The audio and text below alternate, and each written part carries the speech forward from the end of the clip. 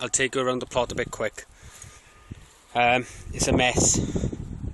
I've planted up most of the runners on the strawberries. That's pretty much, you know, the only real thing that we've had good. We've had some good carrots and stuff out here already. We've still got our competition carrot in there for Rick Van Man's competition, and we've still got some spuds that we've got to pull and things like that.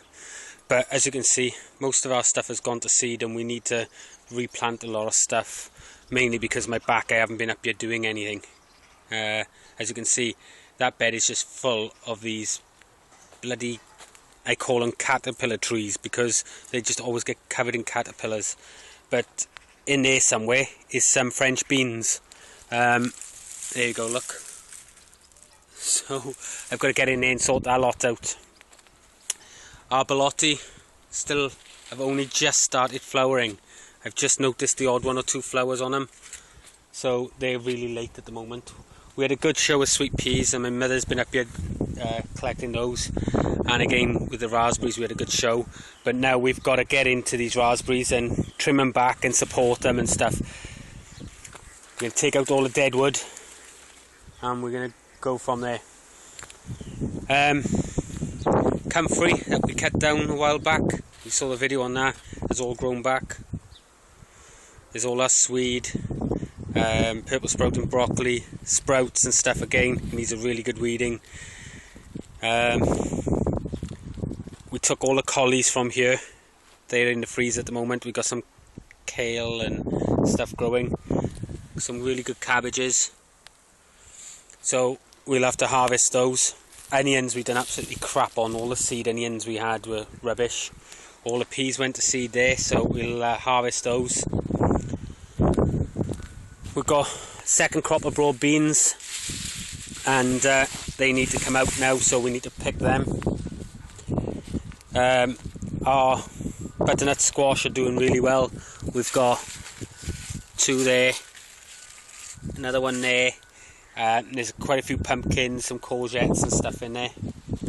Our beans are way behind. We had 3 or 4 long ones, you know, like we got one there, which are really down low, and everything else are like miles behind, but they are showing signs now of appearing. So that's that. That mound there was all the tomatoes in them 4-inch pots I was telling you about earlier on.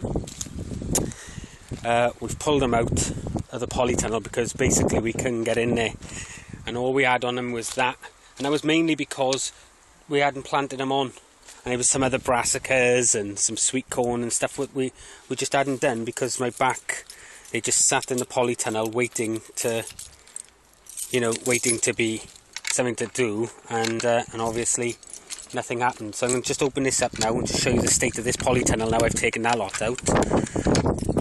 Our chilies have had it, so we're going to have to sort them out as well. As you can see, we've got plenty of chilies. This, you know, this one is absolutely jam-packed with them and what have you. So that's the one thing.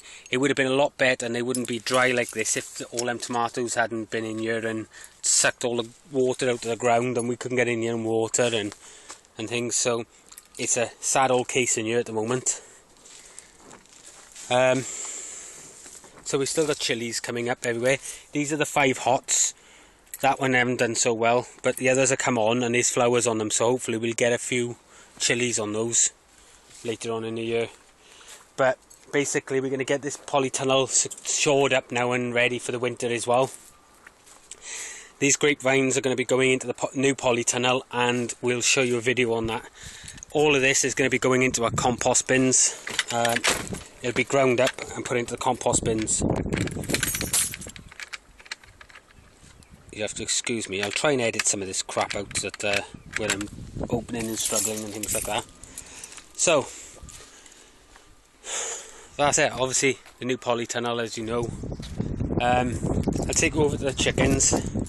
We've been starting to get the place ready for the winter, because obviously we don't want them getting bogged out, and we've got the pond and things to build later on in the year, depending on my back.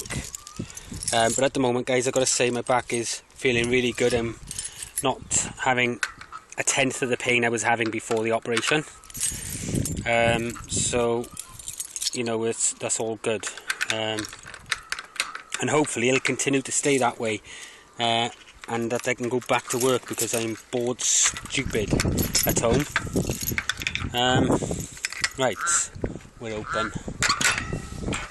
As you can see, there's all new bark chip down on the floor, which this is all the mud areas where the ducks and chickens had scratched all the grass out.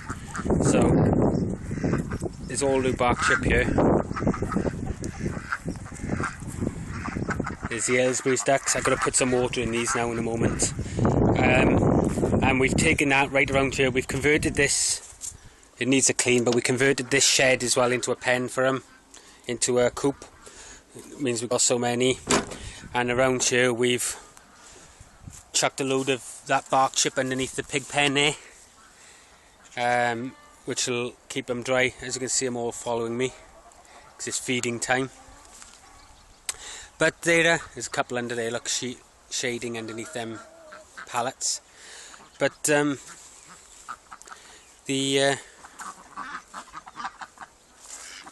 know, the whole video was good. I don't know where the khaki, oh, there's the khaki Campbell ducks. I can't wait to get these on the pond, guys. So there's all our ducks running around. I doubt you guys will recognise these now. We lost one of the babies, but the other 5 came on really well. And there they are with Mum. We had to move them into this pen because the other one just wasn't big enough for them now with their size on them. But they're quite nice little birds with tufts on their heads and what have you. They are a cross species, unfortunately. The wrong cockerel was with them. We thought that it might have been the male to that lavender there. So what we've decided is we will keep the hens just for egg purposes, and the males can go, and we'll get a new male Araucana, lavender Araucana, to go with her. But you know, they're nice and healthy running around there. Eventually we'll get these pens sorted out ready for winter as well, but now the polytunnel's near done, we're gonna dig into this ground here and get the pond built. But as you can see, they're all waiting for their food and the water. They've drunk all the water, it's bone dry. And believe it or not, I came up here this morning and filled them all up. So the chickens are all happy at the moment. Anyway, that's it, guys. I'll speak to you shortly. Guys, this is a little harvest of the carrots. As you can see, they're all nice and straight. Battery's dying again.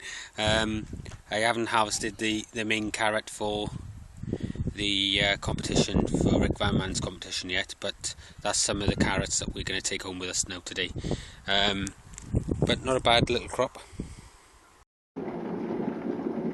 Hi guys, the battery ran out on the mobile phone, and this is the other harvest we had today.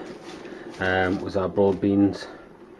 There's a very large bag full. This is our second sowing of these, and they should be okay. Bear me a second, I'll just see if I can split this open.